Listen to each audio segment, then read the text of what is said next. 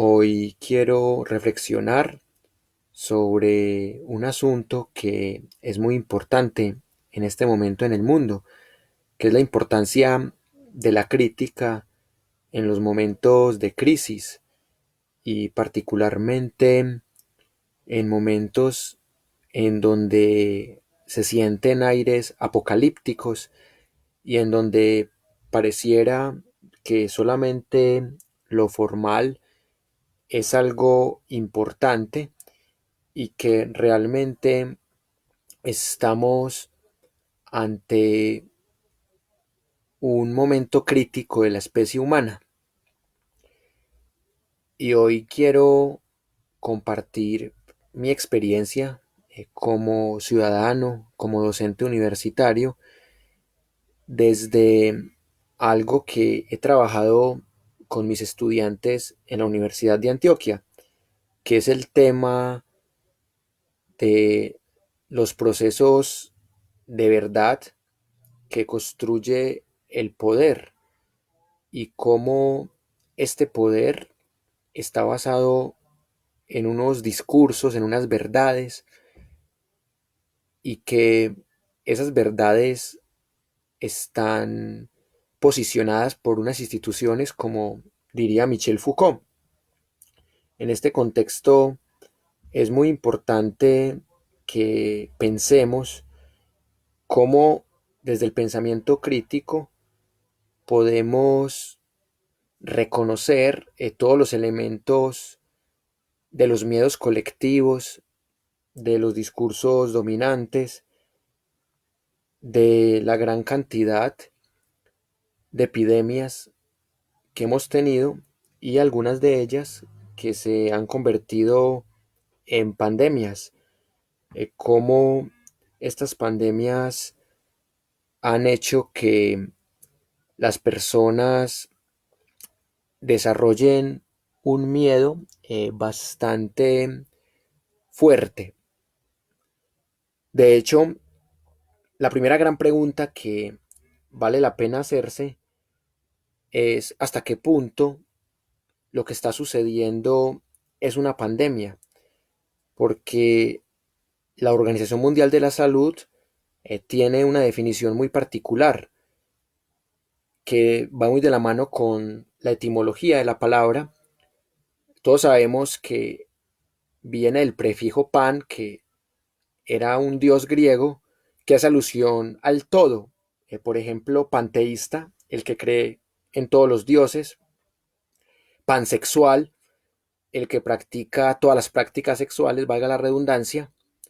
En este caso, pandemia sería cuando una epidemia se expande por todo el mundo y acaba con una parte considerable de la población. Y acá es donde discuto semánticamente el concepto, porque si bien es cierto, está regada por los 5 continentes, por todo el mundo, todavía no tiene las dimensiones de lo que en la Edad Media conocimos como la peste negra, que inicialmente comenzó como peste bubónica, y en este sentido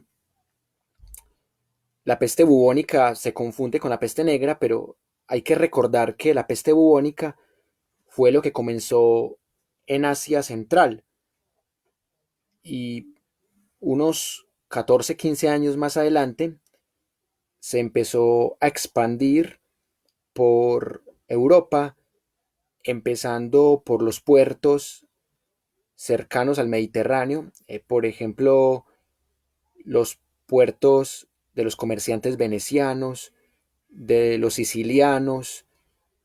Después llegó a Barcelona y allí acabó con el 60% de la población.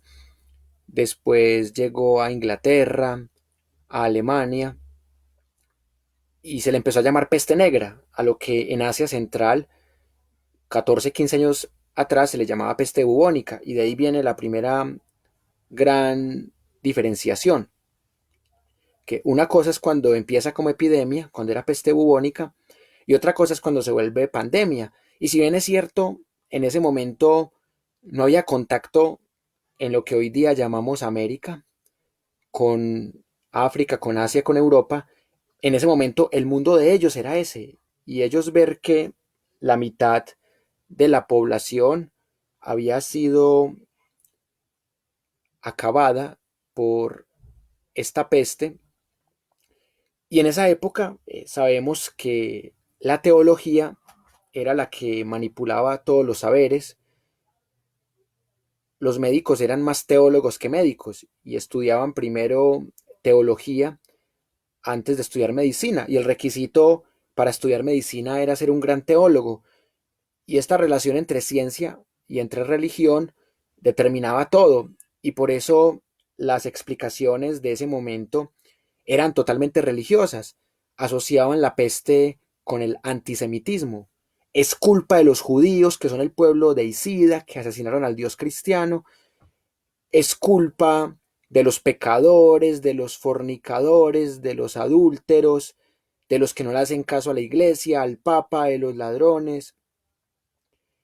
Pero nadie daba las realmente razones científicas, ni tenía por qué darlas en ese momento.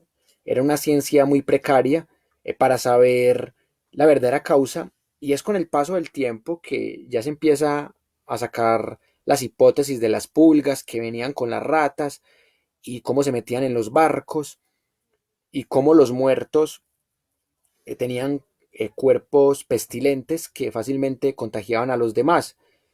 Y también las histerias colectivas en donde unas personas asesinaban a otras echándole la culpa por ser pecadores, en donde la sangre era el símbolo de la redención, la autoflagelación, el sentimiento de culpa hasta sangrar y luego echarse la sangre en los ojos para tratar de redimirse. Entonces, estamos viendo que en pleno siglo XXI todavía tenemos algo de ese carácter medieval. Todavía tenemos esas explicaciones que el Dios cristiano, que las vírgenes, que la Virgen de Chiquinquirá, que nos va a salvar. Entonces, hay gobernantes que todavía están en la Edad Media, que todavía creen que esto es un tema de fe más que un tema científico. Cuando vemos el Vaticano vacío, vemos que las iglesias ya están empezando a hacer telemisas y que la misma iglesia católica como tal está reconociendo la autoridad del discurso científico, algo bastante curioso porque es como si Iván Duque fuese más católico que los mismos católicos, en ese aspecto de empezar a rezar en vez de buscar otras medidas, pero es entendible este tipo de prácticas porque al fin y al cabo este imaginario religioso pues sigue dominando a países católicos como Colombia, pero tenemos el ejemplo de Rusia, que es un país ortodoxo católico, quizás un catolicismo más fuerte que el de nosotros, pero que no mezcla de esa manera la fe y la religión, que no logra caer en esas trampas. Y si bien es cierto, se han tomado algunas medidas en Rusia, se tomaron las medidas más rápidos. Por eso ellos son conscientes del frío que hace en Rusia. Y ese frío es el que también hizo que se cerraran fronteras de una. Aquí apenas se están cerrando fronteras hoy, cuando desde hace 2, 3 semanas debieron cerrarse las fronteras. Y puede que nos suceda algo como a los españoles, como a los italianos. Pero hoy quiero remitirme a lo que sería un análisis crítico e histórico de este fenómeno. No me quiero quedar en el presente, en decir lo que ya todo el mundo sabe, sino que quiero dar unos argumentos propios de lo que es el pensamiento crítico desde diferentes pensadores y lo que es la historia como tal. porque si bien es cierto, es importante conocer el tema del coronavirus, conocer de dónde viene su nombre, de dónde proviene este virus, cómo se propaga, cuáles son sus síntomas, cómo prevenirlo.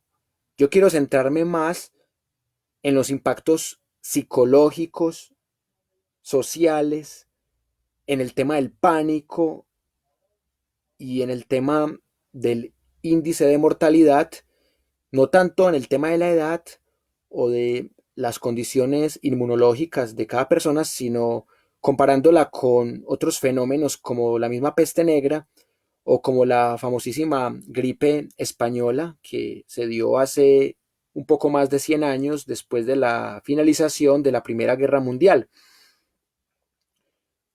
Y a través de esta comparación crítica e histórica podemos aportar algo diferente a lo que nos da Caracol, RCN y los medios oficiales.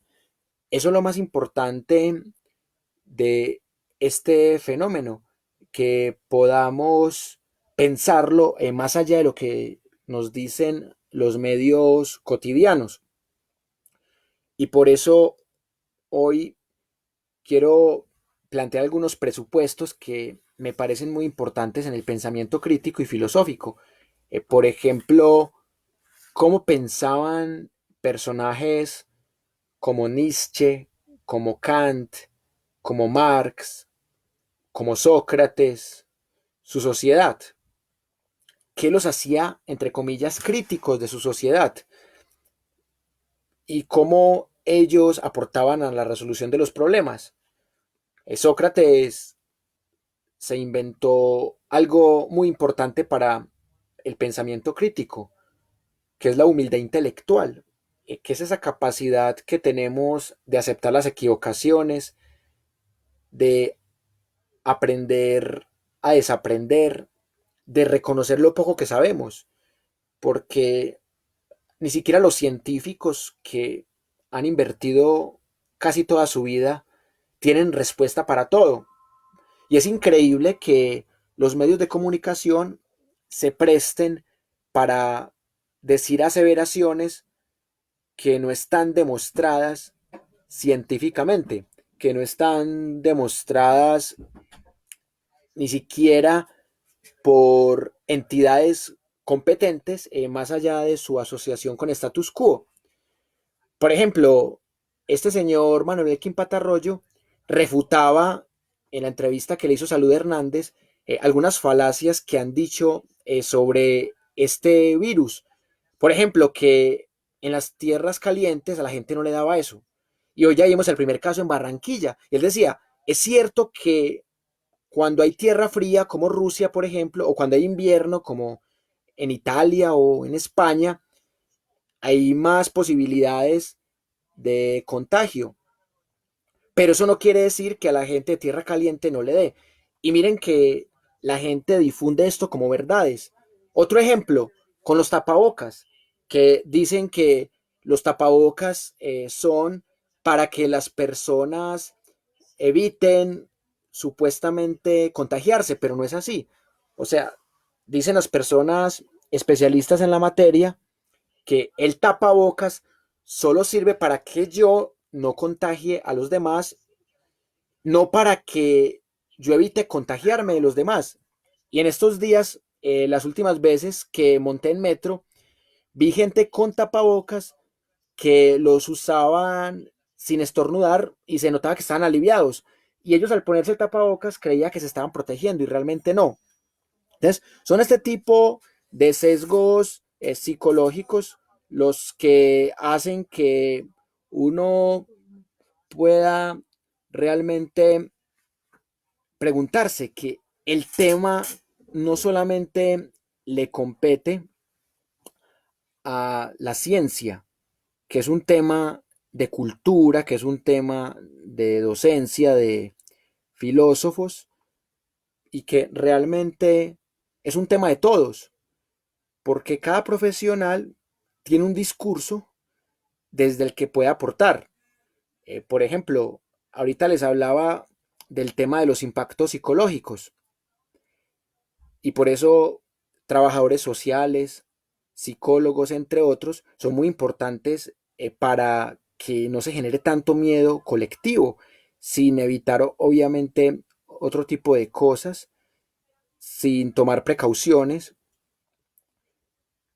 Por ejemplo, hay gente que cree que esto no tiene nada que ver con la historia. Y en este video les quiero argumentar que esto tiene mucho que ver con la historia, porque hemos tenido realmente pandemias en el mundo occidental, en el mundo oriental.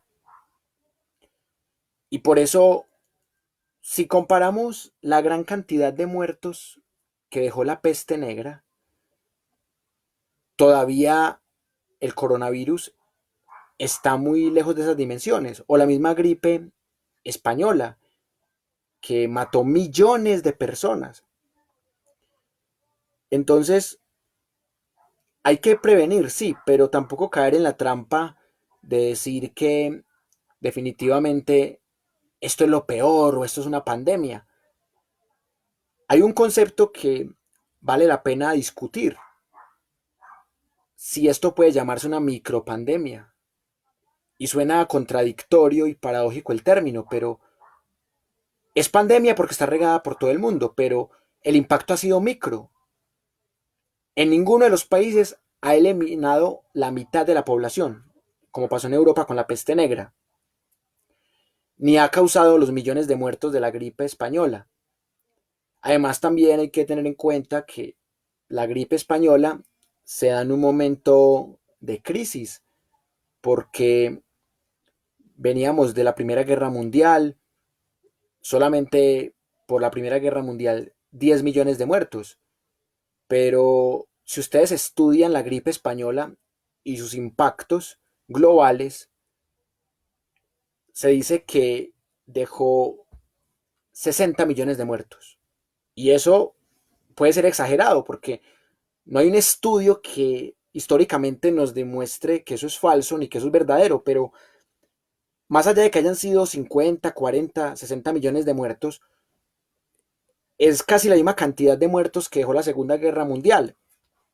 Y por eso la gran pregunta no es solo científica, para que los microbiólogos, los biólogos, los genetistas y todos los médicos especializados nos expliquen esto. También es un tema social, histórico y político. Entonces, aquí, como diría Foucault, hay una serie de discursos que algunos están validados por el poder dominante y algunos establecen unas verdades aceptadas por el poder dominante que tienen cabida, a que hay un lugar a reflexiones filosóficas, antropológicas, sociológicas e históricas, entre otras, e incluso económicas. Por ejemplo, esta tarde escuchaba al doctor Gilberto Tobón y él decía que los impactos económicos en Colombia de esta pandemia, que en ese aspecto él la llamaba así, pero que ya dije que dudo el término, pueden ser fatales porque nuestra economía es bastante precaria. Podríamos llegar a una inflación como la que tiene Venezuela, por ejemplo. Y en este momento estamos viendo que se está empezando a agotar los recursos, el papel higiénico, y vamos a terminar convertidos en una Venezuela, pero no por el supuesto castrochavismo, como dicen los uribistas, ni por los bloqueos de Estados Unidos, sino por este virus. Y ahí es en donde los pensadores nos dan las claves para empezar a leer todas las dimensiones del problema. Así que no es solamente un tema de biólogos, de químicos, de médicos, de genetistas, de microbiólogos, de todo tipo de científicos, sino que es un tema que le compete no solamente a todos los profesionales, sino a todos los seres humanos, a todos los ciudadanos, y de ahí viene la importancia de una reflexión crítica. Por eso invito a las personas a que no se queden solamente en los temas sintomatológicos, en los temas patógenos, sino que también miremos el impacto social. En este momento, cualquier persona que estornude en la calle, en un supermercado, en un sistema de transporte masivo, es discriminado. Entonces es un tema que está tocando todas nuestras fibras y que demuestra el miedo inexorable que tenemos por la muerte, por la vejez, por la enfermedad. Esto no es nuevo, esto lo han pensado desde la antigüedad, grandes filósofos como Séneca, por ejemplo. Y en la contemporaneidad hemos tenido filósofos como Norberto Bobbio, que nos han hablado del miedo que le tenemos a la muerte y a la vejez, en ese maravilloso texto de Senectute. El mismo Nietzsche nos está dando las claves de por qué el ser humano necesita de esperanzas metafísicas y no es un superhombre en tanto que sea capaz de afirmar la existencia más allá de lo que pase cuando muramos, y por eso el ser humano termina buscando esperanzas religiosas. Y acá entra también lo que Michel Foucault llama la muerte del sujeto en la primera epistemia arqueológica. El estructuralismo mata al sujeto, el último Foucault lo revive, pero la muerte de Dios de la que hablaba Nietzsche no es otra cosa que la muerte del sujeto, porque si el sujeto inventó a Dios, lo inventó a su imagen y semejanza y para que lo hiciera inmortal. Por eso el budismo nunca va a ser una religión tan masiva ni tan importante como el judaísmo, como el catolicismo y el cristianismo en sus vertientes, y como el islamismo, porque en estas religiones monoteístas le prometen a sus creyentes un paraíso, un más allá, una vida mejor que esta. Y los que defienden desde posiciones ateas o agnósticas, como Michel Foucault y Michel Onfray, consideran que la felicidad de la vida está en el aquí y en el ahora. O sea, que no hay que esperar a que esta vida se acabe para ser felices. O sea, que, como diría Freud, en el malestar en la cultura, nuestra felicidad es limitada. Pero eso no quiere decir que por eso tengamos que echarnos a morir desde ya. Nuestra felicidad es limitada, tenemos un cuerpo con muchas deficiencias, pero igualmente con muchas potencialidades. Y ahí es cuando entra en vigor la filosofía vitalista, la filosofía de la vida. Y esta es la herencia que nos deja Nietzsche, que la retoma el último Foucault con su hermenéutica del sujeto, que la retoma Michel Onfray en su tratado de ateología, que la retoma también Norberto Bobbio en sus últimas reflexiones, de más allá del dolor por la muerte y del miedo a la vejez y a la muerte, hay que justificar esta existencia en sí misma. Y lo que estamos viendo con esta histeria colectiva por el coronavirus es un miedo inexorable por la muerte. Y este miedo lo han capitalizado muy bien, no solamente las tres grandes religiones monoteístas, sino también el modelo de desarrollo capitalista. Casi todos los productos que nos venden las grandes compañías capitalistas tiene que ver con el tema de prolongar al máximo nuestra existencia. Cualquier producto que te quieran meter, te dicen, ah, no, es anticancerígeno. Y la gente, solo por escuchar esa palabra, lo compra. Y puede que sea mentira, porque ahí también hay mucha publicidad engañosa. Pero solo por el miedo a morir, la gente lo compra. O sea, si la gente ha adorado a dioses invisibles en las religiones monoteístas, ¿cómo no va a comprar un producto que le puede evitar un cáncer?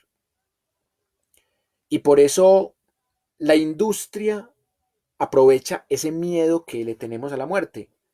Y no se trata de decir, pues, que esos paliativos no sirven, pero sí que le han sacado gran provecho, empezando por el tema de la religión. Y ahí es cuando entra en vigor lo que Emmanuel Kant, desde su crítica y desde su concepto de ilustración, llamaba la mayoría de edad. Esa capacidad que tenemos para pensar por sí mismos, sin estar manipulados de una institución o en este caso de un miedo colectivo. Esa capacidad que tenemos de tomar distancia de los dogmas. Decía Michel Onfray de Kant que Kant es antikantiano porque es crítico en la teoría, pero en la práctica no es crítico, porque Kant estaba subyugado, por ejemplo, al cristianismo y a la moral cristiana. Nietzsche también es muy duro con Kant. Así que una cosa es filosofar de manera crítica y otra cosa es aplicar realmente ese pensamiento crítico a nuestra vida cotidiana. Y en la historia hemos encontrado muchos ejemplos de unos pensadores que escriben una cosa y que en su vida cotidiana hacen otra. En estos días leíamos una historia que es una leyenda negra que tiene Pablo Neruda, un tipo que escribió versos románticos muy bonitos, pero que despreciaba mucho a una hija que tenía algunas dificultades físicas, cognitivas, y ese es el lunar negro de Pablo Neruda. Entonces, la gente conoce esa fascinación de Neruda por el amor y por la seducción y por las mujeres, pero el Neruda que nos pintan en las biografías es un Neruda que no aceptaba y que discriminaba y humillaba a su hija. Y así tenemos cientos de ejemplos en la historia del pensamiento.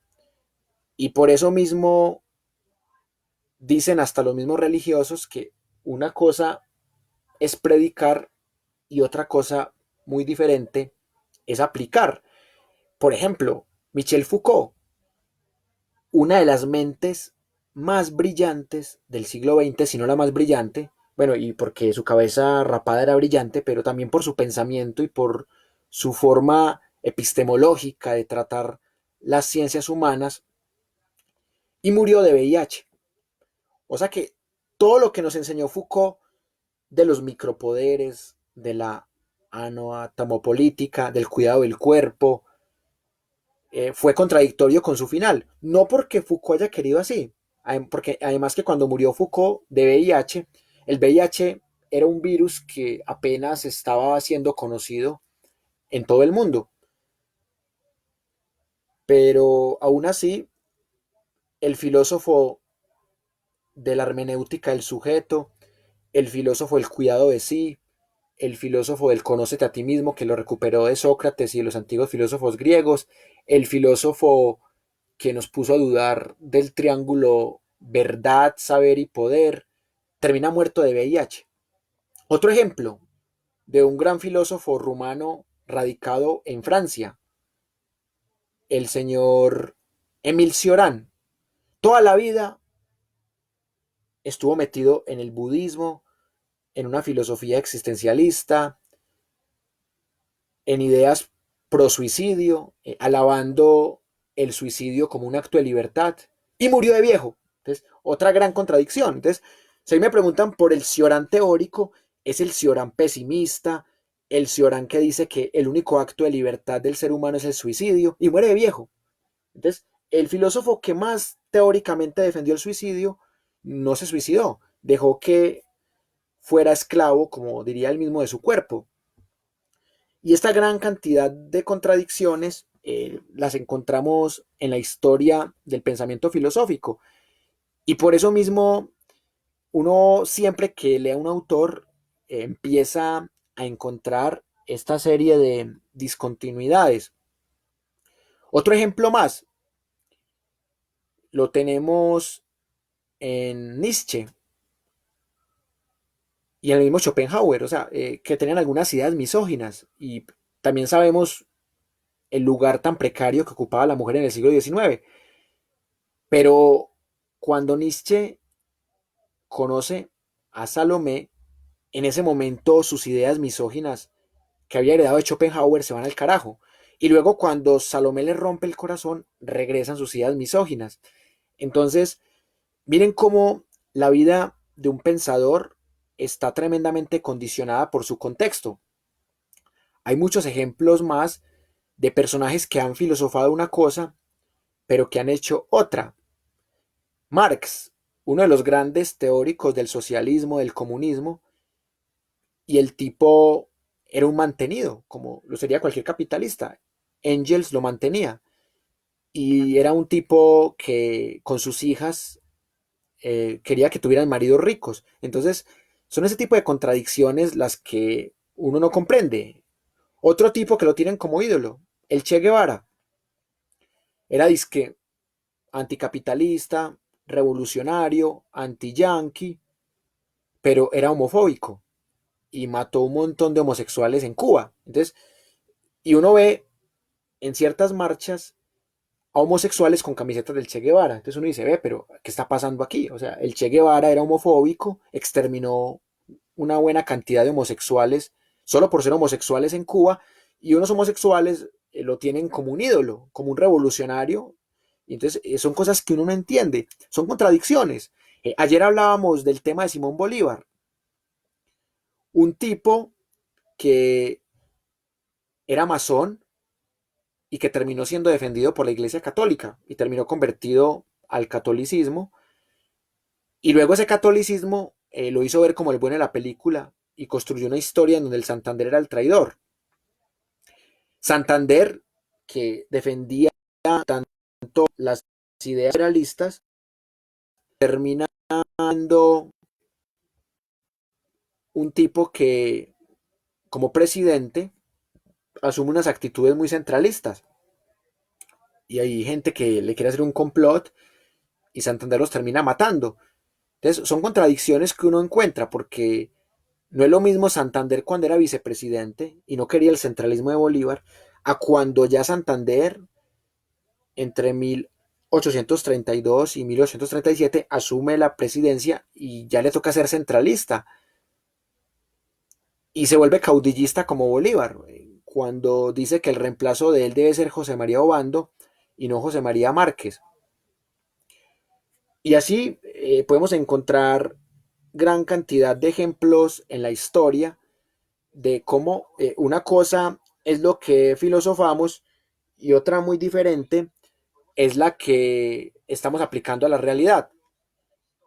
Ahora, quiero que hablemos un poquito de cómo han moldeado nuestro pensamiento en las últimas décadas, en los últimos milenios. O sea, estamos en una etapa de plena revolución industrial, en la cuarta revolución industrial.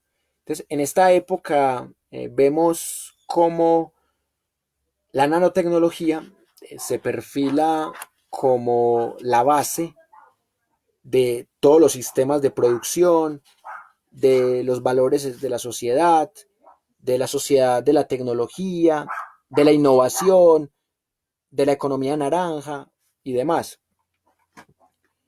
Es increíble cómo, por ejemplo, la máquina de vapor cambió el modus vivendi de la sociedad inglesa. Sabemos que la primera revolución industrial estuvo moldeada por la máquina de vapor. Y cómo esta primera revolución industrial dejó sin trabajo a un montón de ese momento trabajadores que luego le llamaron obreros. Y todas las consecuencias nefastas de la primera revolución industrial, producto del triunfo de la burguesía en la Revolución Francesa, aunque esa primera revolución industrial nació primero que la misma Revolución Francesa, pero solo se expandió después de la Revolución Francesa hasta mediados del siglo XIX, estuvo acompañada de otra serie de inventos, como el telar mecánico, como la locomotora, luego por el telégrafo, pero lo que hizo fue crear más desigualdades. ¿Por qué fue que se dio la Revolución Francesa? Porque había muchas desigualdades entre la burguesía, el pueblo y las demás personas que hacían parte de la élite, lo que llamaban el segundo y el primer estado, que era la monarquía, la aristocracia, que en el fondo eran tiranías, eran oligarquías, la riqueza estaba concentrada en el 3% de la población, el 97% estaba aguantando hambre. Entonces, la Revolución Francesa nace a raíz de esas dinámicas de contradicciones. Pero la burguesía llega con su Revolución Francesa y monta una dictadura con los jacobinos en Francia. Y luego esa misma burguesía sigue desarrollando su primera revolución industrial hasta mediados del siglo XIX y crea nuevas contradicciones, mantiene la esclavitud, mantiene la explotación laboral que había empezado en el siglo XIX con las nuevas fábricas, y esto es lo que hace que nazca el comunismo, el manifiesto comunista de Marx y de Engels. Es esta contradicción que fue la misma que originó la Revolución Francesa, origina lo que llaman la Segunda Revolución Francesa, que es en la misma época que nace el comunismo. El comunismo como una idea contestataria, cercana en ese momento con el anarquismo, y tratando de eliminar la sociedad existente y de construir una sociedad nueva, una sociedad sin clases sociales, sin castas, sin propiedad privada.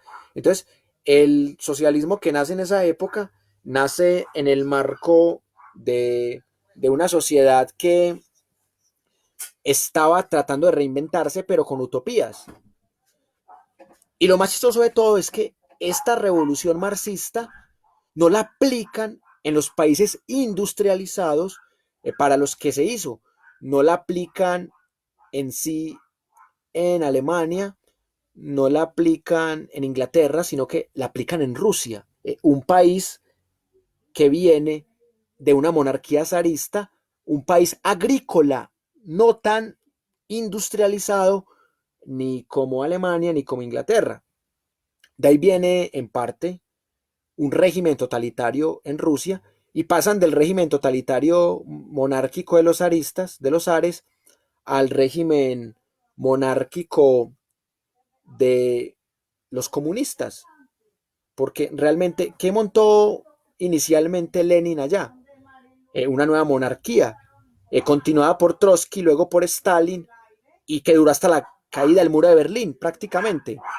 Una nueva dictadura que generó millones de muertos, y por eso mismo vale la pena preguntarse tantas cosas de si la revolución realmente logra los cambios esperados o si simplemente se cambia de jefes. Por eso les decía yo ayer que nada ganamos con hacer una revolución para cambiar de amos. Es como dejar una pareja que nos mete puñaladas por una pareja que nos mete bala. No somos libres. Y por eso la burguesía trajo con su segunda revolución industrial cosas interesantes, como el tema de la electricidad. Pero ¿hasta qué punto esto se convirtió en progreso? Porque, bueno, la electricidad nos permitió inventar nuevas formas de producción, nos permitió nuevas formas de conexión. En este momento, ¿qué seríamos sin la electricidad? No seríamos nada. Pero al igual que la primera revolución industrial, la segunda trajo contradicciones, trajo nuevos actores que tenían pugnas. Y en ese proceso, entre la segunda y la tercera revolución industrial, nace la radio, nace el cine, nacen los aviones, los helicópteros, pero como producto de la guerra. Es una tecnología al servicio inicialmente de la Primera Guerra Mundial, en donde se caen unos imperios y nacen otros.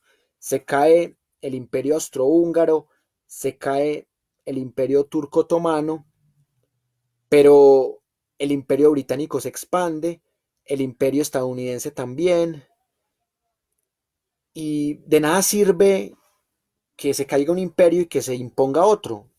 Y ya con el petróleo y el monopolio, que en el fondo es un oligopolio, se crean unas nuevas formas de dominación. O sea, en estos momentos sabemos lo que representa el petrodólar para Arabia Saudita y Estados Unidos, en esa alianza que rompe con el Tratado de Bretton Woods.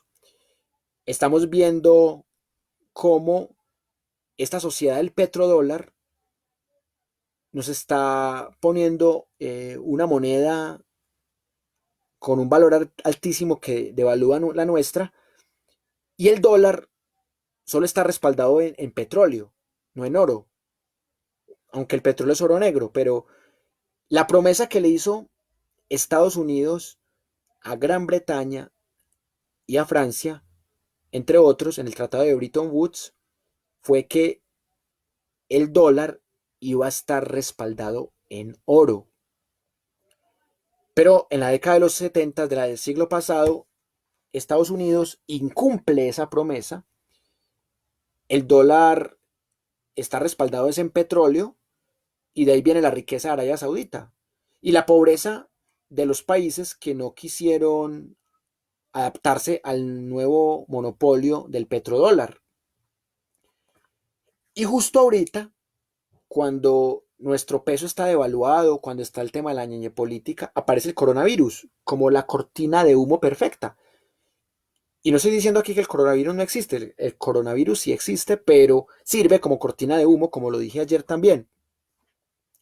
Y ahí es cuando nace una tercera revolución industrial. O sea, en ese contexto, cuando se acaba la Segunda Guerra Mundial y empieza la Guerra Fría entre la Unión de Repúblicas Socialistas Soviéticas y Estados Unidos, nace la tercera revolución industrial, que ya todos sabemos cuál es: la era de las telecomunicaciones, la era de la televisión, una era de mayor expansión en su momento de la radio, la era sobre todo de la Internet. La Internet, creada para fines bélicos en el marco de la Guerra Fría, para fines de espionaje por parte de ejércitos estadounidenses, en este momento es la revolución industrial que permite que nos estemos comunicando. Entonces la tecnología pues en sí misma no es buena ni mala, pero tiene sus pros y sus contras. Pero esta misma tecnología que nos permite comunicarnos también permite que podamos decir noticias falsas y que la gente se las crea, que podamos crear pánico colectivo, pero que a su vez también podamos prevenir. Ahorita discutía si la peste negra es más grave que el coronavirus, teniendo en cuenta el tema de la tecnología. Entonces, alguien me decía en el interno, pero es que antes no había tantas facilidades de comunicación. Entonces, donde en la Edad Media hubiesen tenido las redes sociales que tenemos en este momento, la peste negra no hubiera pasado de ser la peste bubónica. O sea, cuando era epidemia, que era la peste bubónica, no hubiera pasado a ser la peste negra como pandemia. Y yo le contraargumentaba diciéndole, pero también existe más velocidad en la propagación, porque no es lo mismo un comerciante veneciano que tardaba un montón de días para llegar a Asia Central o Asia Menor, a un comerciante italiano de la actualidad, que en un momentico está en otro país. Claro, y muchos se preguntarán por qué en Italia el coronavirus pegó tan duro, porque los italianos son muy viajeros. Es un país desarrollado, allí está el Vaticano está lleno de mucha gente, los estadios estaban llenos de hinchas, a pesar de la advertencia. El italiano le encanta compartir y los cogió en invierno. No estoy queriendo decir que aquí va a ser mejor que en Italia o menos malo, pero en Italia, ¿por qué pegó tan duro? Por las características de que los italianos, incluso los hombres, también se saludan de pico en la mejilla. Y todo eso va aumentando las probabilidades de contagio. O sea, son muchas cosas. Pero si analizamos los fenómenos en esta tercera revolución industrial, a nosotros en Colombia nos llegó la tercera revolución industrial tarde. Y la cuarta también nos está llegando tarde. Un saludo muy especial a Juan Pablo, que nos hace un aporte. Y si bien es cierto lo que dice el compañero, lo comparto, ya no hay tanto dominio de la iglesia en términos de manipulación del imaginario. Hay que recordar que tras la peste negra, que inicialmente era peste bubónica, mucha gente se volvió atea. Cuando entre 1347 y 1348 veían que la Virgen María y el Dios católico no escuchaban sus ruegos y se llevan sus seres queridos. Hubo una época de cierto ateísmo y esto favoreció que se crearan tribunales como la Inquisición española, porque había gente que se estaba rebelando a la fe o que estaba renegando. O sea que en ese momento también se perdió un poco la fe religiosa. Y en este momento, cuando hay tragedias, hay gente que se pega a esas tragedias y se vuelve agnóstica o atea. Hay gente que fortalece su fe, más allá de que la tragedia sea una catástrofe impresionante. Pero ese tema de la religión es bastante curioso. Y pues yo ya dije ahorita que el tema de la peste negra no solamente fue por el dogma y por el dominio de la Iglesia Católica, sino que también fue porque la ciencia, por la misma religión, no había avanzado tanto. La ciencia médica estaba totalmente manipulada por la teología. ¿Qué tal que en este momento todavía la ciencia médica estuviese manipulada por la teología como en aquella época? Sería terrible.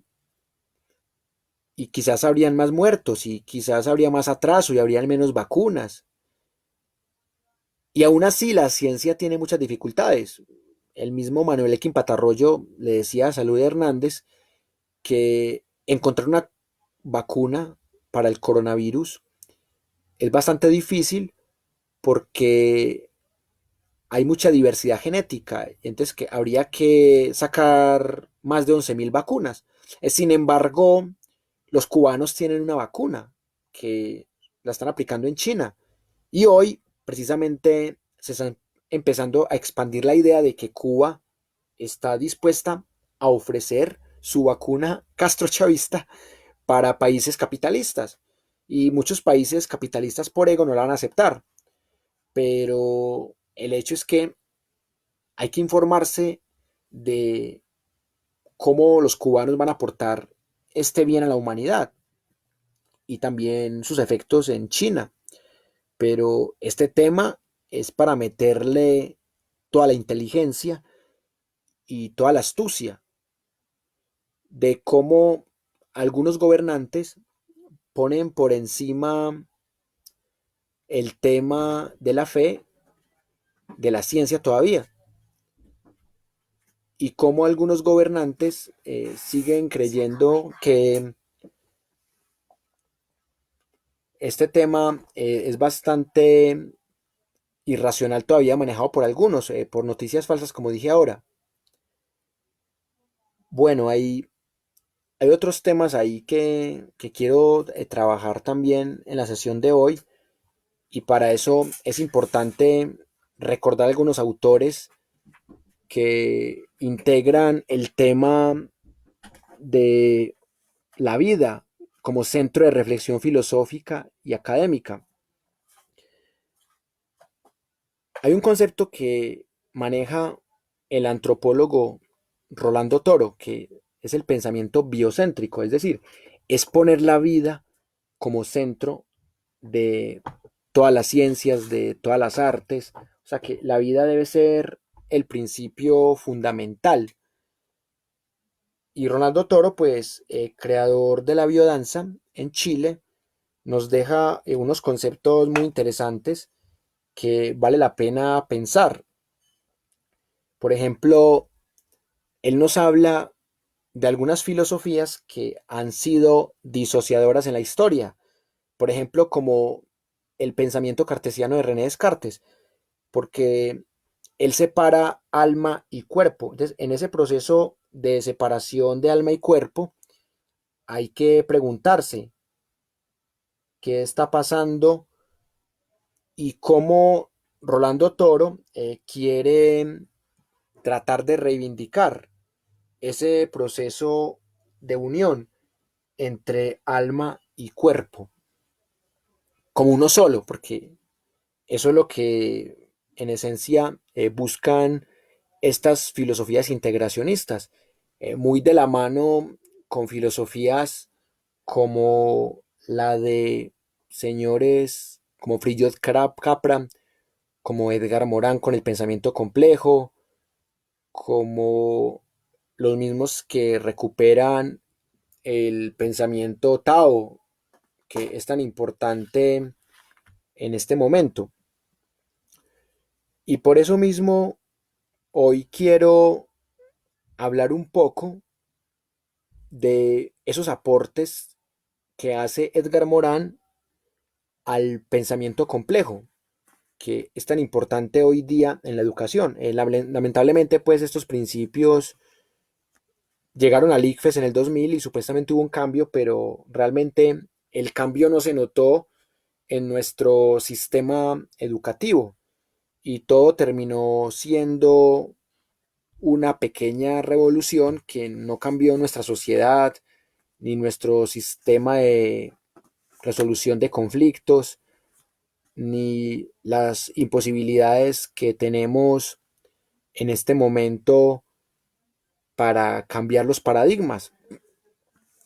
Pero yo sí quiero recordar algo que ya había mencionado en otrora, que qué importancia tienen los 7 saberes necesarios para la educación del futuro en la construcción de lo que Rolando Toro llama un pensamiento biocéntrico y en lo que Edgar Morin llama una filosofía en pro de la integración y de la existencia y de la articulación entre lo biopsicofilosófico. Hay 7 grandes principios que nos enseñó el maestro Edgar Morin. Número 1, hay que reconocer que nuestro conocimiento no es perfecto, no es infalible. Nuestra ciencia puede ser muy avanzada, pero no se la sabe todas, está en construcción, le faltan miles o millones de vacunas por inventar. Y algunos han vuelto la ciencia una nueva religión. Y esto es lo que critica el maestro Edgar Morin. Edgar Morin tuvo que estudiar durante mucho tiempo física, química, historia, antropología, filosofía, para llegar a esas conclusiones de cuáles son los 7 saberes necesarios para la educación del futuro y de cómo estos inciden en el desarrollo de nuestro pensamiento crítico de la historia y de la actualidad. Y ese primer saber nos ayuda a reconocer que en el conocimiento y en la ciencia dominante, en el paradigma dominante, también hay errores y hay ilusiones que se constituyen en cegueras del conocimiento. Porque si reconocemos las cegueras y las limitaciones de nuestro conocimiento, así sea conocimiento científico, podremos seguir avanzando. Pero si convertimos las verdades de nuestra ciencia en un dogma, en una religión, la ciencia se va a estancar como se estancó durante 1000 años en la Edad Media. Y por eso esta enseñanza del maestro Edgar Morin me parece fundamental. Hay otro saber que también está en su obra que tiene que ver con el tema de cuáles son los principios de un conocimiento pertinente. No fragmentar. El conocimiento es uno solo y debe ser puesto en servicio de la vida humana. ¿Qué pasa en los colegios?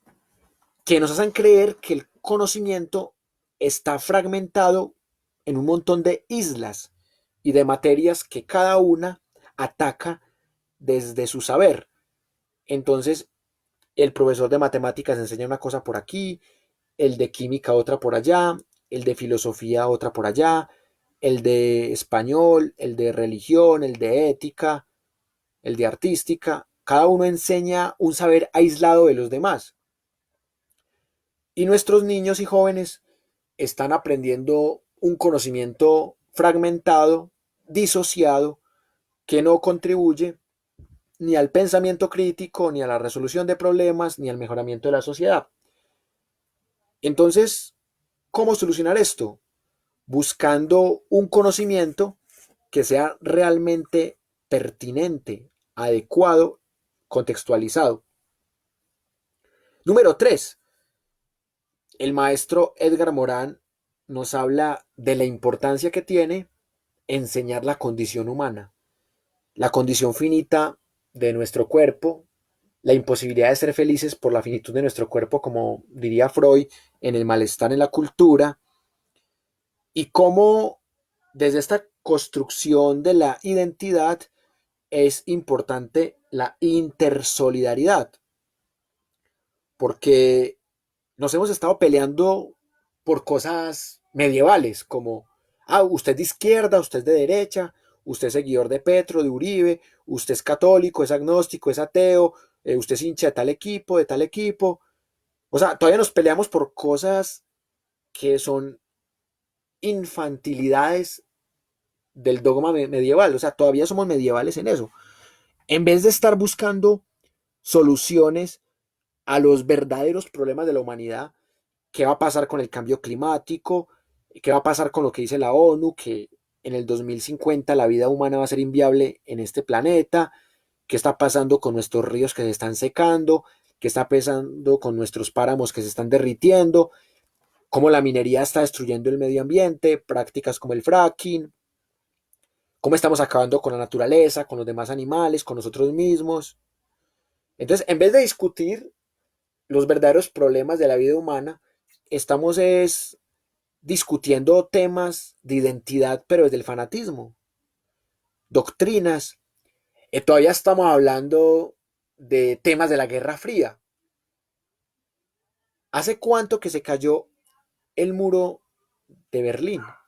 Hace 31 años. Y todavía discutimos cosas de socialismo, de capitalismo, sabiendo que ya los países que llamaban antes socialistas son capitalistas también. China, Rusia, no tienen nada de ese socialismo marxista. Y todavía la gente se mata por eso. Y todavía hay guerrillas, hay paramilitares y gente del común que se mata por eso. Entonces, es impresionante la gran cantidad de falacias que todavía gobiernan nuestra sociedad. Y la educación supuestamente enseña la condición humana, pero la enseña desde una moral, ni siquiera desde una ética, desde una sola religión y desde una solución religiosa a los problemas del fanatismo. O sea, todavía nos está enseñando el pensamiento, la importancia de la identidad, la importancia de la crítica. Número 4. El cuarto saber necesario para la educación del futuro según Edgar Morán, que también tiene que ver con el tema de la identidad. Enseñar la identidad planetaria. Porque, ¿qué ha hecho que nos matemos? Creer que solamente existe una identidad regional o una identidad nacional. Porque fue la Segunda Guerra Mundial, por un tema de mera identidad nacional. Entonces, como yo soy alemán, entonces tengo que matar judíos. Entonces, Hitler hizo matar 6 millones de judíos en el genocidio directo más grande de la historia, porque el genocidio de la viruela de españoles a indígenas fue indirecto, pero el genocidio directo más grande de la historia fue ese, matar una sola raza, como los judíos, 6 millones. Si Hitler hubiese tenido la oportunidad de pensar como Morán, quizás no hubiese tenido la necesidad de invadir a Polonia, ni se hubiera aliado con la Unión Soviética en su momento para invadir a Polonia, o quizás no se hubiera separado de la Unión Soviética por su identidad nacional. Si Hitler hubiese tenido una identidad planetaria como la que plantea el intelectual Edgar Morin, no habría tenido que irse a la guerra, ni vengarse de los franceses, ni matar a los judíos, ni crear campos de concentración. Porque es que todos somos ciudadanos en el mundo. Eso es lo que dice Edgar Morin. Que colombianos, que alemanes, que venezolanos, que chinos, son inventos. Como dice la película argentina Martín H. Las fronteras son inventos de tarados mentales. Los países son inventos de tarados mentales. Todos somos ciudadanos del mundo. ¿Qué diferencia hay entre un costeño y un venezolano? Se parece más un venezolano a un costeño que un costeño a un pastuso. Se parece más un pastuso a un ecuatoriano, a un peruano, que a un chocuano. O sea, los países son inventos arbitrarios. Y así unos sean indígenas, otros sean blancos, otros sean afrodescendientes, otros sean amarillos, lo que sea. Todos somos ciudadanos, todos somos humanos, todos somos ciudadanos del mundo. Y esa es la invitación que nos hace el filósofo y pensador Edgar Morán, que en vez de enseñarnos que esta es la religión verdadera, que esta es la ética verdadera, que esto es la matemática que nos va a salvar, enséñenos la condición humana, enséñenos la identidad planetaria, la ciudadanía del mundo. No vuelva a decir, soy venezolano, soy colombiano, soy antioqueño, no, soy ciudadano en el mundo. Ese es el concepto más interesante que yo le he visto a Edgar Morán en los 7 saberes necesarios para la educación del futuro. Número 5. Este principio me parece supremamente importante y más en este momento que estamos en medio de un virus, de unas crisis económicas, de unos gobiernos corruptos, de unas desigualdades económicas impresionantes. La educación del futuro debería enseñar cómo enfrentar las incertidumbres. No más soluciones fanáticas, no más soluciones religiosas, no más imposiciones de ningún tipo. Las incertidumbres hay que trabajarlas desde un pensamiento crítico y complejo. Las incertidumbres, como las trabaja Heisenberg en la física cuántica, como ese principio que nos induce a considerar que la posición del observador modifica lo observado. Nosotros estamos ante una educación integracionista y biocéntrica como la de Morán o como la de Rolando Toro, o estamos en una educación dogmática de certidumbres. Si algo nos ha ayudado a dudar del dogma es la incertidumbre. Hay una película muy bonita que se llama Belleza Americana, que no sé si ustedes se la han visto. Esa película es supremamente interesante. Hay una escena en donde hay un señor que es homofóbico y que tiene un hijo que él no quiere que salga gay y este hijo se hace amigo del vecino del frente. Entonces hay un momento en el que la cortina solo permite ver la sombra y el muchacho está con el vecino y se agacha a recoger algo. Y cuando se agacha, busca algo y no lo encuentra, entonces pareciera que le está haciendo sexo oral al vecino, pero realmente no le está haciendo sexo oral, están con ropa los dos y este está buscando algo. Pero el vecino cree que su hijo le está haciendo sexo oral al señor y va y le genera un conflicto y resulta que al final el homofóbico termina siendo gay en esa película y no les hago más spoiler para que se la vean. Pero ¿por qué traigo como ejemplo esta película? Porque es tal el nivel de estupidez que creemos que una sombra es lo mismo que una realidad. Y cuando no reconocemos que la posición del observador modifica lo observado, en un principio de la física cuántica de Heisenberg, un principio también que tiene relación un poco con la entropía, cuando no reconocemos eso, caemos en un montón de sesgos cognitivos y estamos juzgando a toda hora a nuestros congéneres, a nuestros compañeros, a nuestras compañeras. Cuando decimos, es que yo no sé quién tiene cara de gay, o tiene cara de bobo, o tiene cara de ladrón, estamos opinando como dogmáticos que no tienen incertidumbres. No estamos dando el beneficio de la duda. Estamos juzgando a las personas solo por su apariencia. que porque se viste así, que porque habla así, que porque piensa así. Y esto es una seria falla de nuestro sistema de pensamiento y que viene como consecuencia de fallas en el sistema de pensamiento del sistema educativo dominante y de nuestras familias. Nos han enseñado prejuicios. Hay una canción de Rubén Blades que nos habla del plástico y en esa canción del plástico él nos habla de los prejuicios raciales. No juegues con niños de color extraño.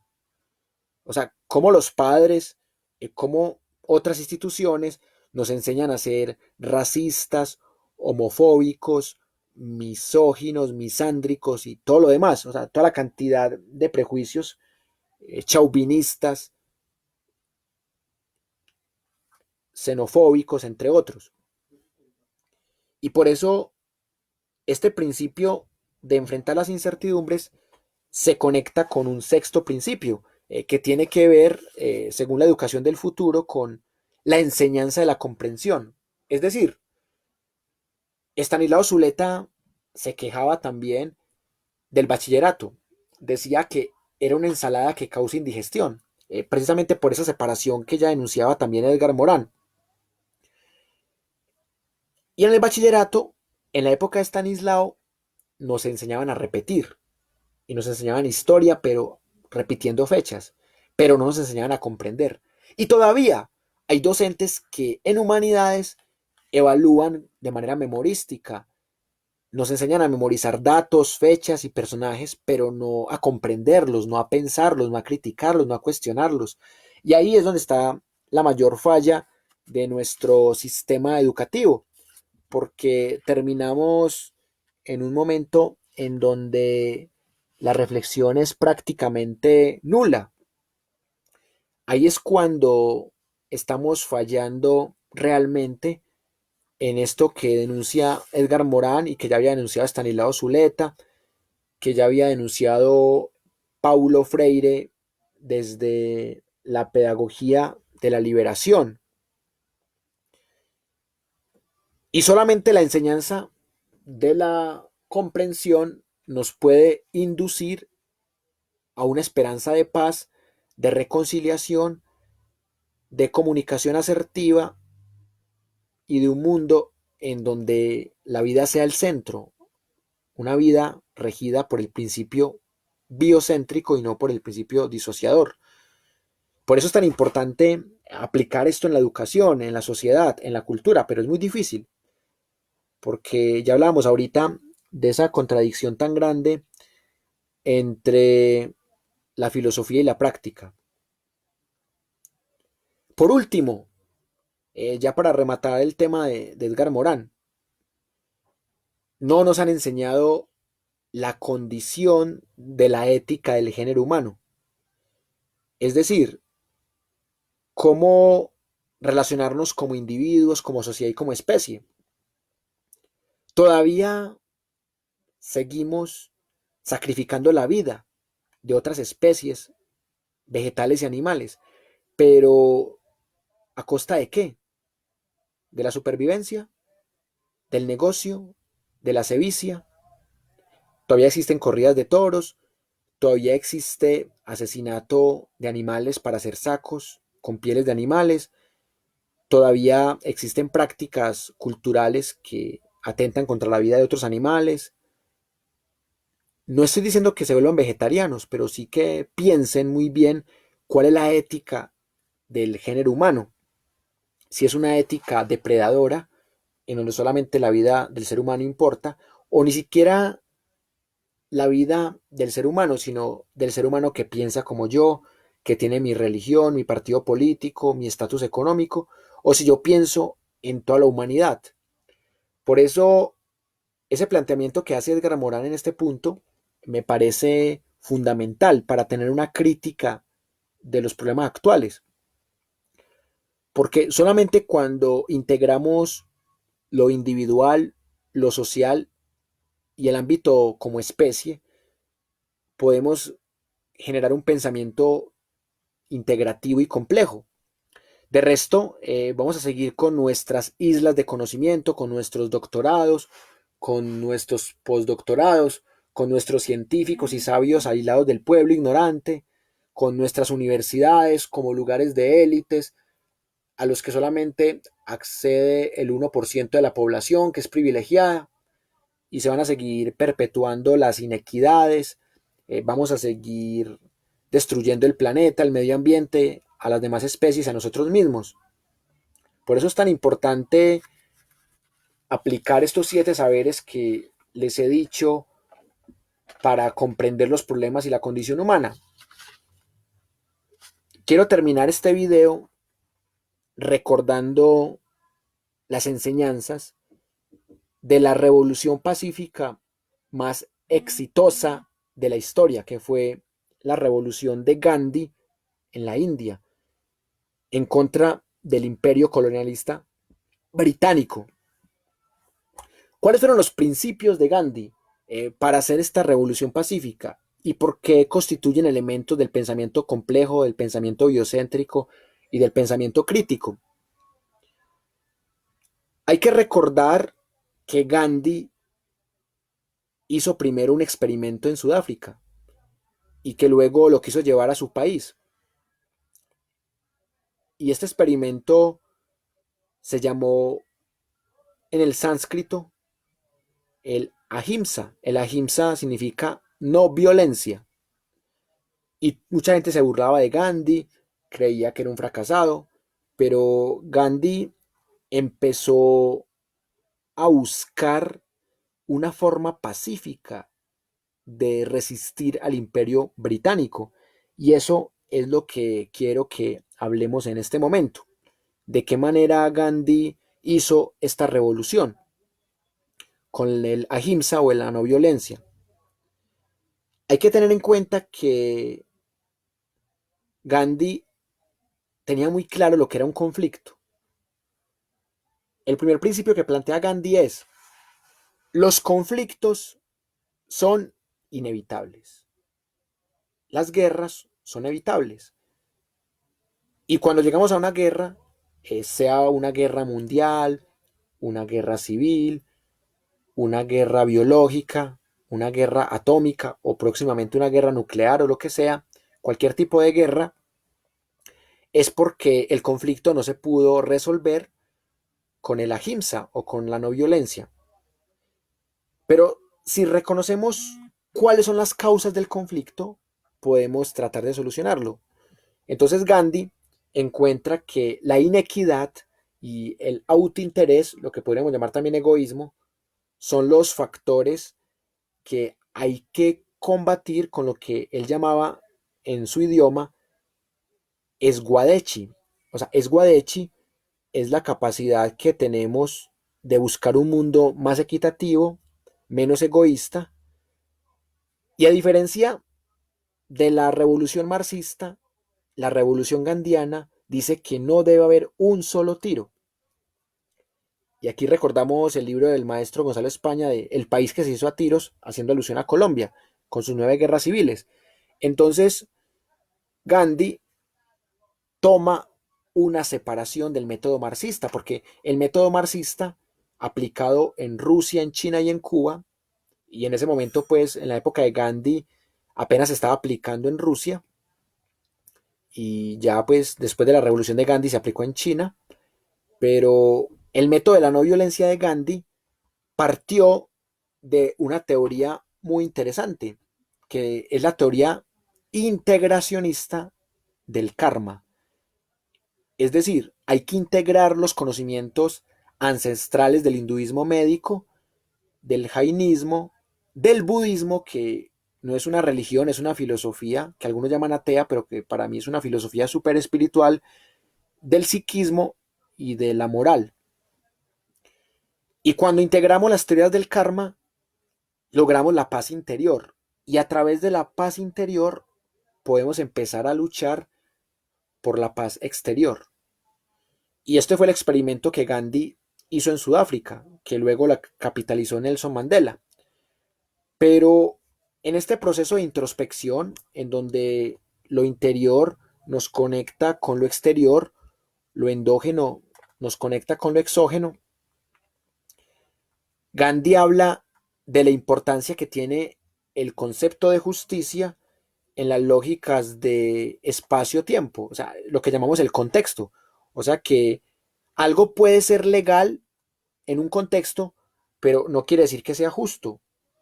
El tribunal de la Santa Inquisición era legal, las cruzadas eran legales, el holocausto nazi contra los judíos era legal, o sea, todo estaba, Hitler era un presidente legal, y aquí en Colombia creemos que lo legal siempre es legítimo y siempre es justo. Entonces, Gandhi nos enseña con su principio de justicia que algo puede ser justo sin ser legal, o que algo puede ser legal sin ser justo. Y por eso el gran propósito de Gandhi era hacer una revolución que así fuese lenta, fuese efectiva. Es decir, lo que estaba buscando Gandhi era aplicar tres grandes estrategias que a lo largo del tiempo le dieran la independencia a la India del Imperio Británico. Entonces, ¿qué hizo Gandhi? Empezó a demostrarle a sus compatriotas que tenían mentalidad de esclavos, mentalidad de pobres, mentalidad de fracasados, y que ese complejo de inferioridad que tenían los hindúes respecto a los británicos era lo que hacía que su esclavitud fuese más mental que factual. Y por eso Gandhi les aplica el tema de la no cooperación, es decir, el tema de la desobediencia civil, que ya lo había planteado un anarquista del siglo XIX como Henry David Thoreau. Thoreau fue una gran inspiración, al menos en el concepto de desobediencia civil para Gandhi, pero esa desobediencia civil, pues en este momento no la podríamos hacer, porque una de las premisas que le enseñó Gandhi a sus compatriotas fue, uno, no comprarle productos a empresas extranjeras, solo comprarle a empresas nacionales. Dos, no pagar impuestos. Tres, hacer un boicot o un saboteo del sistema educativo que era pro británico y también de los poderes de la justicia que también eran manipulados por el imperio británico. Entonces, realmente Gandhi tiene tres etapas en su revolución. La primera, que es al finalizar la Primera Guerra Mundial, que le deja una enseñanza a su pueblo y se va. Les dice, ustedes son esclavos de mente y por eso tienen que dejar esa sumisión mental para poder emanciparse.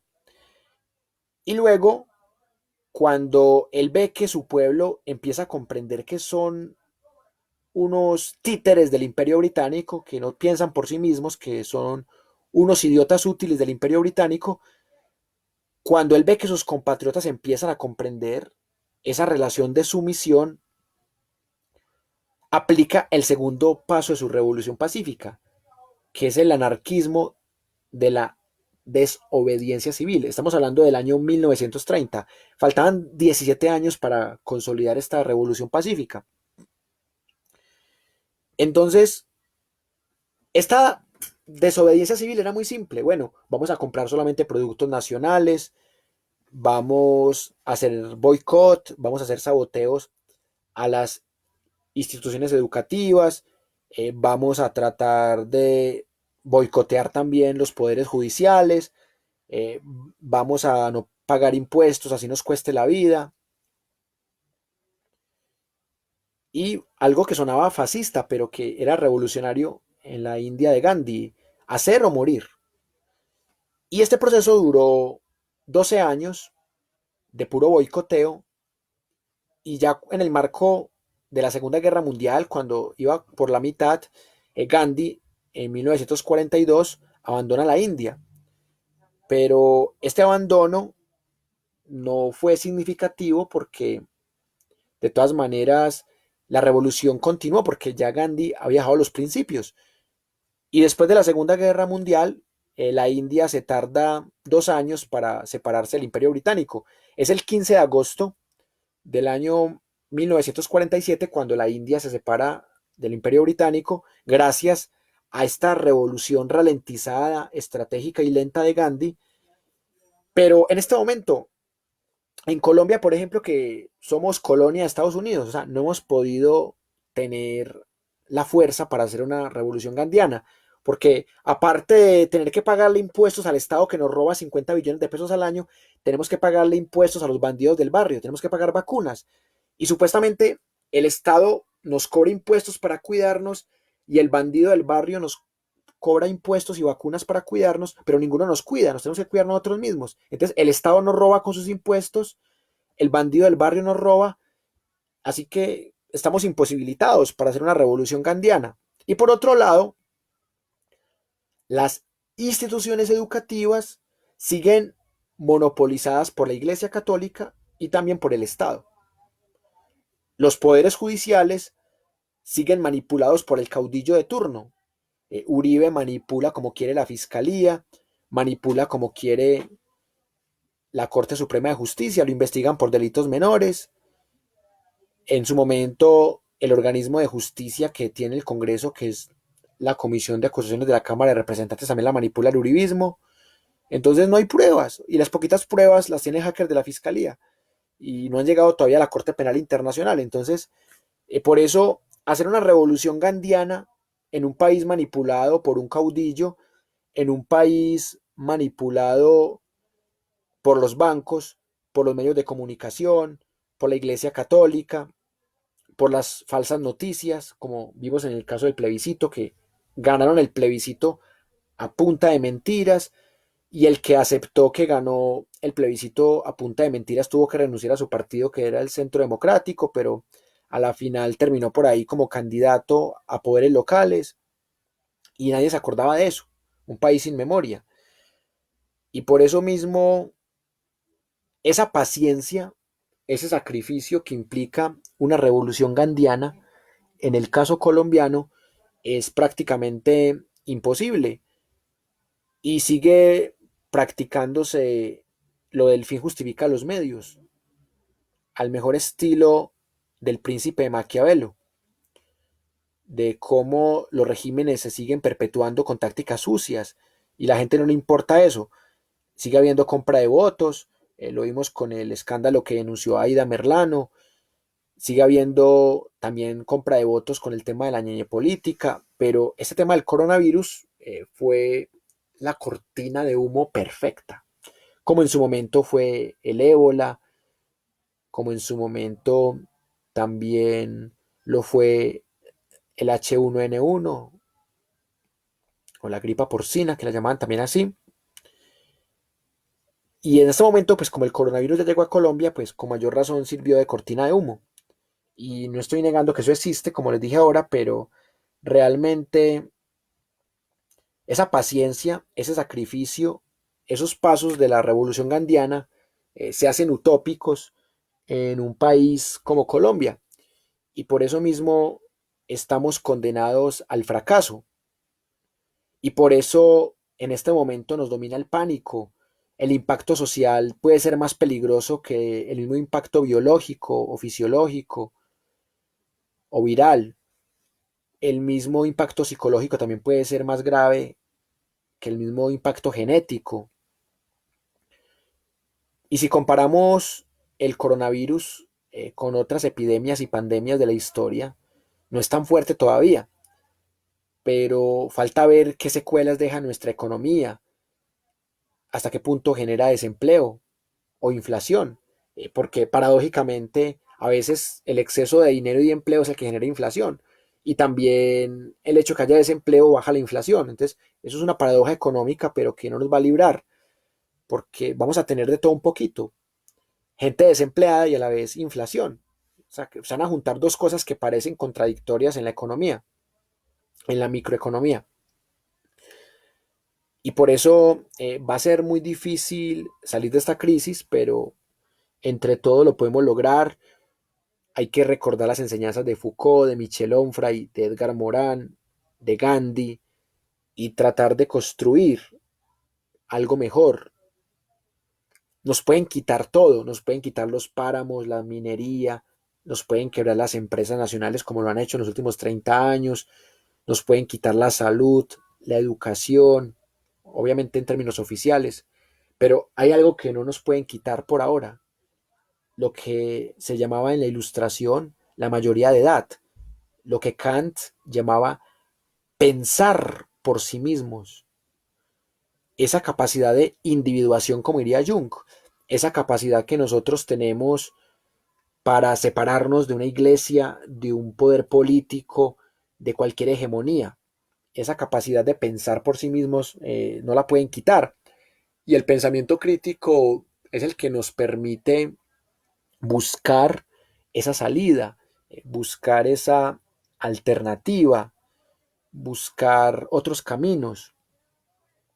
Y por eso en mis cursos de pensar la historia y de pensamiento crítico he sido enfático en que de la herencia que nos dejó Gandhi solamente podemos aplicar una enseñanza, porque ya no podemos evitar el pago de impuestos porque nos lo sacan con el IVA a los que somos pobres y no tenemos grandes propiedades, no podemos hacer un boicot al sistema educativo porque el Estado y la Iglesia Católica lo tienen totalmente controlado, desde adentro es difícil hacer un boicot al sistema educativo, tampoco tenemos la forma de hacer un boicot al sistema judicial para que realmente paguen los peces gordos y no solamente los peces flacos en delitos como la parapolítica, la política, el agroingreso robo seguro, en escándalos como de Brecht y Reficar, y ahorita con el último tema de moda que es la ñeñe política. Solo nos queda un camino, la educación informal. Es el único camino que tenemos los que no tenemos medios de producción como capital, como trabajo estable, como tecnología. Los que no tenemos esos medios de producción, solo tenemos el medio de producción de nuestro cerebro.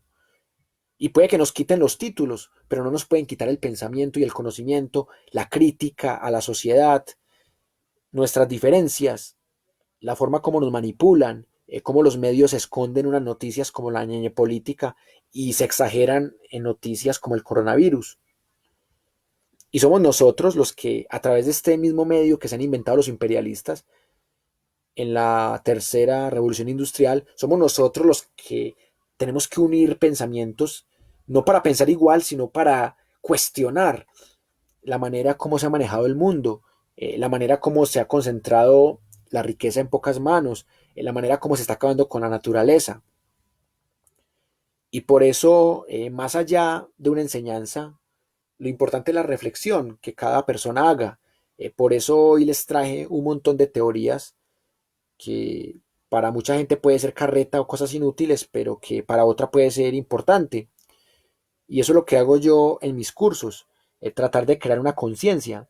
A mí no me importa si este sacó 4, este sacó 5, no me importan las tareas, no me importan los exámenes ni los parciales. A mí lo que me importa es que la gente se lleve algo, que la gente tenga la capacidad de distinguir una falacia de un argumento correcto, que la gente sepa cuando algo es un estereotipo, un prototipo, un sesgo cognitivo, una falsa humildad intelectual, que la gente sepa la diferencia entre un hecho histórico y su gran cantidad de interpretaciones.